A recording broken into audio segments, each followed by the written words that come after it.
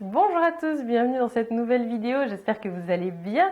Cette semaine, je traduis une nouvelle vidéo de mon ami Ryan O'Rourke, l'artiste qui réalise surtout des peintures, peinture acrylique, peinture à l'huile. Alors cette semaine, ça va être une acrylique de ciel étoilé.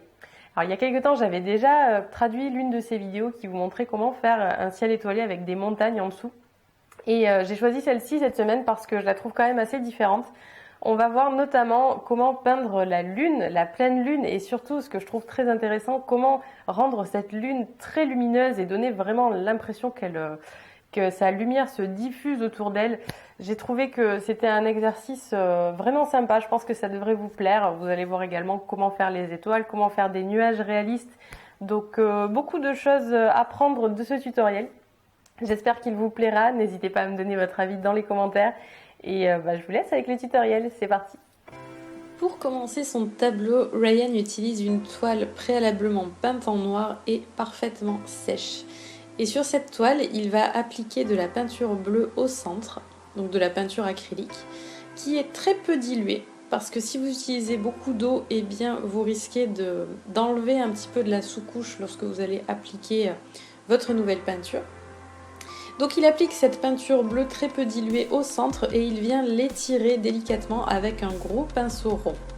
Donc vous l'aurez compris, en fait l'objectif ici c'est d'avoir le centre de la toile beaucoup plus bleu que les bordures qui elles peuvent être quasiment noires. En fait on va chercher à créer un dégradé puisque la lune va être au milieu de la toile, elle va créer de la lumière. Donc c'est pour ça qu'à cet endroit là on commence par le bleu. Et ensuite, on l'étire vers les bordures et au fur et à mesure qu'on l'étire, du coup, il devient de moins en moins bleu parce qu'il se mélange avec le noir de la sous-couche. Une fois que c'est fait, Ryan va refaire exactement le même procédé, sauf que au lieu de mettre du bleu, il va mettre du blanc auquel il aura ajouté un petit peu de bleu. Puis ça va aussi se mélanger avec le bleu qui vient d'être posé sur la toile. Et là, cette fois-ci, donc, on crée un dégradé, non pas du bleu vers le noir comme on l'a fait précédemment, mais du blanc bleuté vers le bleu, à l'endroit où on va positionner la lune. Avant de créer la lune, on va commencer par les étoiles et pour cela, Ryan mélange de la peinture blanche avec pas mal d'eau pour avoir une texture relativement liquide.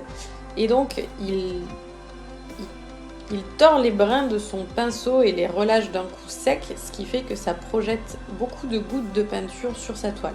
Si vous êtes trop près de la toile, vous allez créer une ligne de gouttelettes comme il l'a fait par erreur sur la partie inférieure gauche du tableau.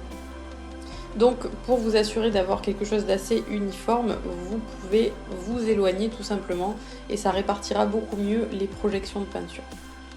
Ensuite, il est temps de peindre la lune et pour cette première couche, Ryan utilise du blanc très dilué qui va donc être un petit peu transparent et bleuté par la sous-couche, ce qui ne pose absolument aucun problème puisque c'est simplement la première couche. En fait, on va voir qu'il va utiliser beaucoup de peinture pour créer cette lune. La première couche était dédiée simplement à la positionner sur la toile, à s'assurer qu'elle est suffisamment ronde et de la taille que l'on souhaite.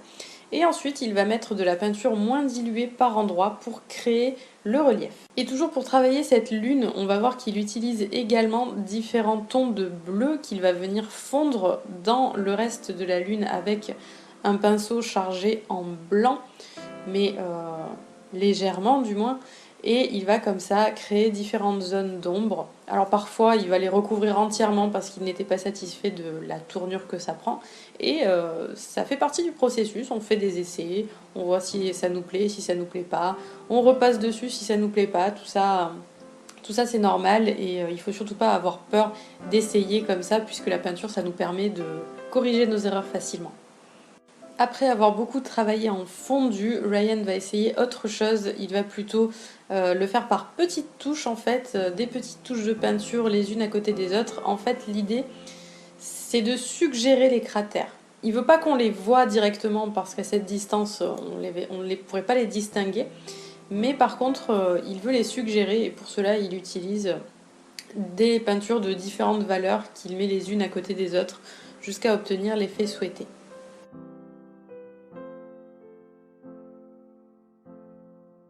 Pour donner l'impression que la lune est auréolée de lumière, il va utiliser un bleu très dilué avec de l'eau et il va faire tout le tour de la lune avec son pinceau, puis il va fondre cette peinture avec son doigt pour obtenir un aspect très doux.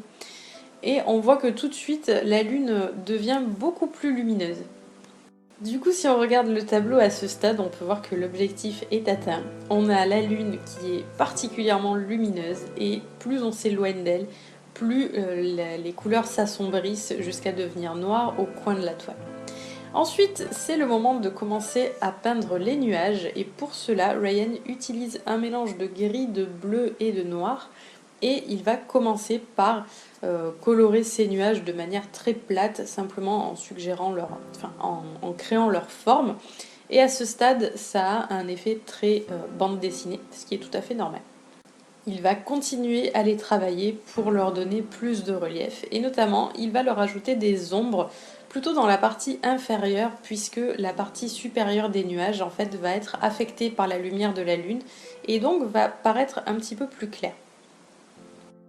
Donc concrètement, il va utiliser du noir sur le bas des nuages et il va venir le dégrader vers le haut et il va utiliser du blanc sur le haut des nuages qu'il va venir dégrader vers le bas. Ce qu'on peut voir, c'est qu'il a fait des nuages qui sont plutôt plats sur la partie inférieure et beaucoup plus bombés sur la partie supérieure.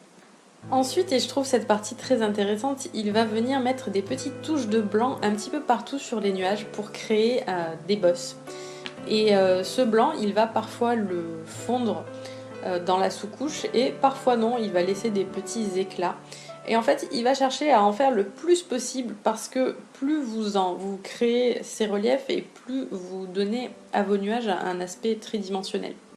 Mais là, il faut savoir jouer entre les touches non dégradées et les touches au contraire fondues parce que c'est cette variété qui va faire tout l'intérêt du nuage.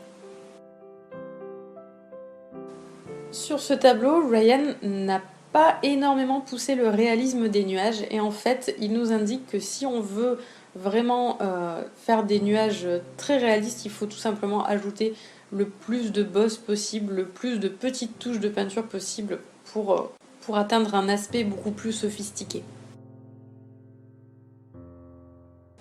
Pour terminer ces nuages, Ryan leur rajoute encore des petites bosses, mais alors cette fois-ci plutôt sur la partie du milieu parce que jusqu'à présent il avait beaucoup travaillé la partie supérieure.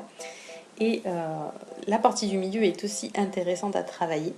Et puis il va rajouter des petits morceaux de nuages par-ci par-là pour ajouter encore un petit peu d'intérêt à sa composition. Et c'est ainsi que s'achève ce tutoriel. J'espère qu'il vous a plu. J'espère que ma traduction était assez claire pour vous permettre de comprendre un petit peu le processus pour peindre ce ciel étoilé avec ces petits nuages gris. Et si vous avez des questions, n'hésitez pas à les poser dans les commentaires. Je serai ravie d'y répondre si je le peux. Et si je ne connais pas la réponse, eh bien je transmettrai la question à Ryan et je vous transmettrai sa réponse. En attendant, n'hésitez pas à cliquer sur j'aime si vous avez aimé le tutoriel, si vous aimeriez que j'en fasse d'autres. N'hésitez pas non plus à visiter la chaîne de Ryan. Vous y verrez d'autres tutoriels de peinture et s'il y en a un en particulier que vous aimeriez que je traduise, vous pouvez très bien me le transmettre. Je suis toujours preneuse des choses qui vous inspirent le plus. Quant à moi, je vous dis à la semaine prochaine pour une nouvelle vidéo. Salut!